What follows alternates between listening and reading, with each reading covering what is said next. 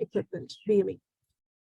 It is my honor and pleasure to introduce our first speaker for today, Air Marshal Dr. Rakesh Ranyal, Vishishta Seva Medal, President's Honorary Surgeon, retired, an Indian Air Force veteran, an experienced clinician, medical administrator, and leader with over 36 years of experience in diverse healthcare systems within India and abroad. With an MPhil from Madras University and an MD from AFMC Pune, he has numerous publications and book chapters to his credit. Kaho extends a warm welcome to you, sir, on this series. And today, we look forward to hearing you speak on an overview of BME. So welcome once more, sir. The floor is yours, and we look forward to learning from you. Okay. Thank you, Dr. Sudeshna. Good afternoon, ladies and gentlemen, once again. At the onset, I will like to thank Kaho, Esqua Fortis Hospital, and my special thanks to Dr. Shweta Prabhakar, Head Quality Fortis Hospital, Mohali, for giving me an opportunity to share my thoughts on this very important subject. As Shweta mentioned, it has been overlooked for quite some time, of the biomedical equipment management to ensure quality and safety in healthcare delivery system. Ladies and gentlemen, the last few decades have seen modern and ever-advancing medical sciences utilizing numerous medical devices that can be as simple as scalpel or sutures to as complex as a respirator, dialyzer, or a robot that enables specific, precise, and definitive healthcare delivery. As has been the case with advance in any field of science, the technology-driven healthcare also has brought out various associated side effects and challenges for healthcare workers. Medical device availability and upkeep is one of the key interventions for mass access to diagnostic, preventive, assistive, and therapeutic services. Moreover, engaging trained engineering human resources adequate to provide asset management and maintenance for entire spectrum of medical devices, both in the terms of availability and feasibility, is a challenge which all the healthcare establishments are facing. Dr. Ranyal, sorry for interrupting you, sir, but the slides are not moving. Maybe I've yet to move the slides. Okay, thank you. Yeah, sorry. The availability of vast number of medical equipment complicates prioritization, selection, and maintenance. This leads to decreased utilization and suboptimal return of investment, which is very important to any corporate sector. It is important to establish priorities in the selection of medical equipment on basis of their impact on burden of disease in that specific area. It is very disheartening to know that more than 2/3 of the low-income countries do not have national health technology policy that could ensure the effective use of resources through proper planning, assessment, acquisition, and management of medical equipment. Dr. Sudeshna, here's my slide. India has done an extensive exercise to map the inventory of all the biomedical equipment, including their functionality status. This mapping was undertaken in 29 states under the guidance of National Health Resource Center, the Technical Support Institute of National Health Mission, Ministry of Health. More than 750,000 equipments and over 29,000 healthcare facilities costing approximately 4,500 crores were identified. You can imagine, just look at the figure of rupees 4,500. So these all were identified. Now, equipment in the range of 13% to 34% were found dysfunctional across the states. This amount to crores worth of medical inventory lying idle. Large portion is due to very minor problems. So this mapping data of each state is available on this NHSRC website. A retrospective evaluation of quality of performance of equipment in the hospital should be done by the Equipment Audit Committee based on documented records of equipment at the time of purchase and its subsequent maintenance. As per the study done by National Health System Resource Center, the dysfunctional rate in equipment could be as high as 60% in many areas of the world. But more alarming is 20 to 30% dysfunctional rate in equipment, even in the areas where fair medical equipment industry presence is there. The main reason behind it is due to the fact that only a handful of expensive and complex equipment is preferred for AMC or CMC, thereby excluding large portion of equipment from receiving any form of maintenance. Further studies on medical equipment management have indicated that at any time across the hospitals, 40 to 50% equipment procured are non-functional. Can I have the next slide, please? This I just put across to see that if we are talking of 20 to 30% in the countries where as far as equipment industry is concerned, availability is there. There also, USA medical devices represents 6% of the national health, and the figure 6% is of total $3.81 trillion. You can imagine what 20 and 30% will be. Can I have next slide, please? Now, coming on to the characteristic of the medical equipments. There are large range and large variety of equipments are available across. And due to rapid advancing technology, there's a high rate of induction as well as obsolescence. Next slide, please. For the purpose of procurement, stocking, issue, distinguishing repair, and maintenance efforts, the medical equipment have been categorized as sophisticated equipment, electromedical equipment, and non-medical equipment. Next, please. As the name suggests, they are technically sophisticated, the state-of-art technology, but mostly these sophisticated equipments are imported. There are few examples I have just shown on the screen: CT scan, MRI, etc. Can I have next, please?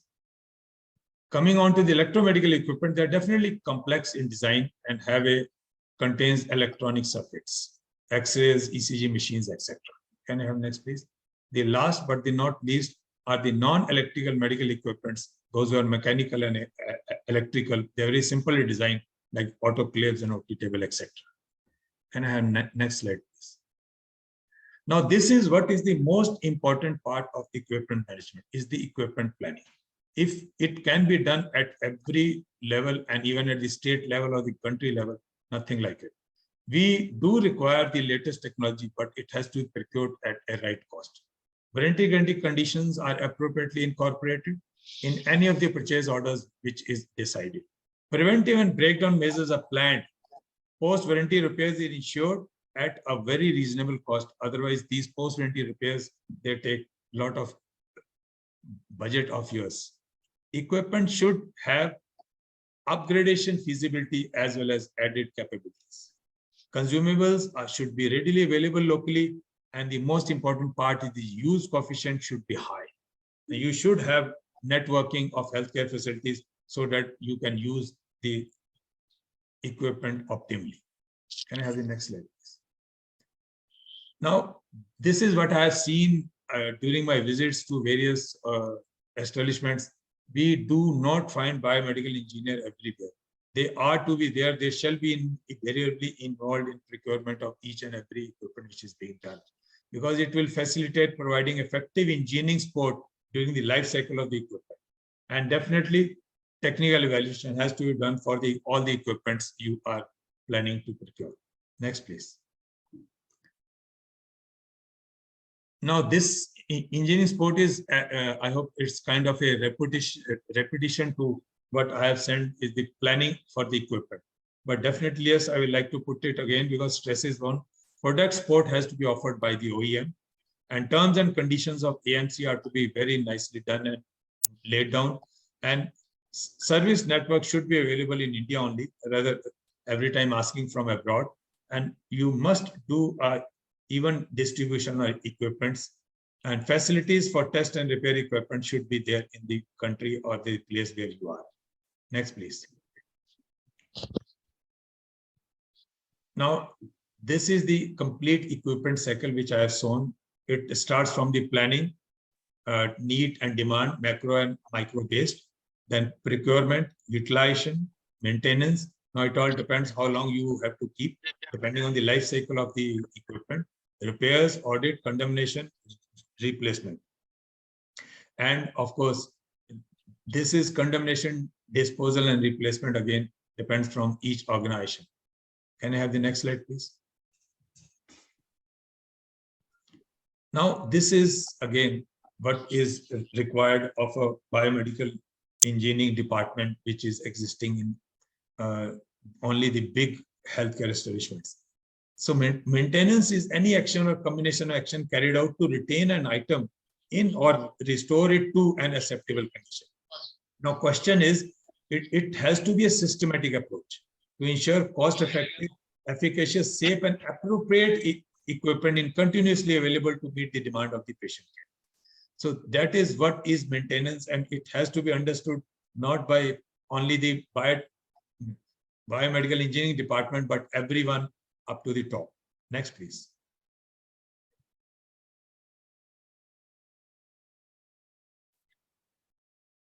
Yeah, this is what the master maintenance plan the department should have: planned maintenance and the unplanned maintenance.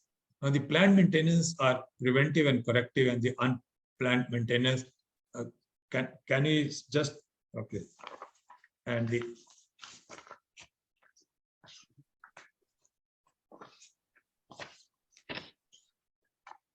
emergency and the breakdown. Now, what I am going to talk, these are the routine things which are being done everywhere, whether it's emergency maintenance, breakdown maintenance, corrective maintenance, or preventive maintenance. These are being followed.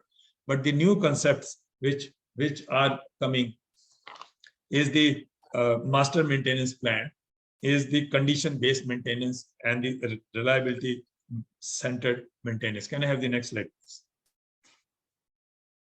Now, this condition-based maintenance technique, it involves monitoring equipment conditions and predicting its failure. This is very important to see. And unlike a periodic maintenance, the CBM relied upon actual equipment health to dictate when and what maintenance is required. So it is kind of a direction of maintenance actions based on indication, so that determined asset health as determined from non-invasive measurements of operations and conditions indicator.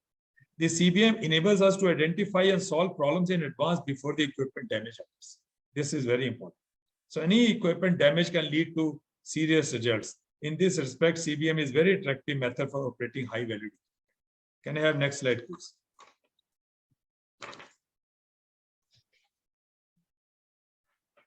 Now, this is the reliability centered maintenance, is the maintenance process that identifies maintenance problems.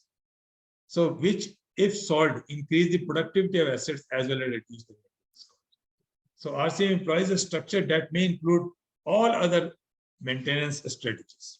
So this is how a maintenance plan, especially these two new processes which can be defined and can be undertaken to get the maintenance of the equipment on the right track. Can I have next slide, please? Now, this is where, again, during my visit to various government organizations or the defense organization or even to the corporate, the technical infrastructure is not available. Even if it is available, it is being pushed. The original areas which have been earmarked for the engineering services, I hope has been utilized by other departments. So this infrastructure required for the biomedical equipment maintenance includes workshop, tools, test equipment, spare parts, and operations and service manuals. So there would be two kinds of equipments available in any of the healthcare establishment. Number one, equipment which cannot be moved to the maintenance workshop, but you have to go across and only maintenance is required to be done on site. Of course, the second set of instruments will be where they can be transported to the workshop for maintenance. Can I have next slide, please? Yeah, this is just a guideline. If at all people are interested in getting a workshop, proper workshop with specifications. So this is a schedule of accommodation available for the workshops. Can I have next slide, please? Thank you, ladies and gentlemen. And I'm looking forward to so many experts in this subsequent presentation. Thank you very much. And once again, I'm thankful to Kaho and Dr. Shweta. Thank you, and over to you. Thank you, Dr. Ranyal. That was indeed very, very insightful. I think all our participants have today come across quite a few new concepts. I have personally. It is eye-opening to know that we are actually allowing equipment worth crores of rupees lying idle. There is a lot of redundancy in the system that we are not taking care of, probably, and should be doing a better job on it. It's also very interesting to know the various types of instruments that you've spoken about in their classification. And the most important concept I feel that which you've dwelt on, that we need to prioritize our resources with respect to the infrastructure and the services that we are providing in a particular HCO. It's very essential to have proper equipment planning and then to have an appropriately tailored maintenance plan. So these are very core, very interesting, and very basic concepts. And I'm sure this talk has been insightful to everyone who's gathered here. So thank you so much for sharing your ideas with us today.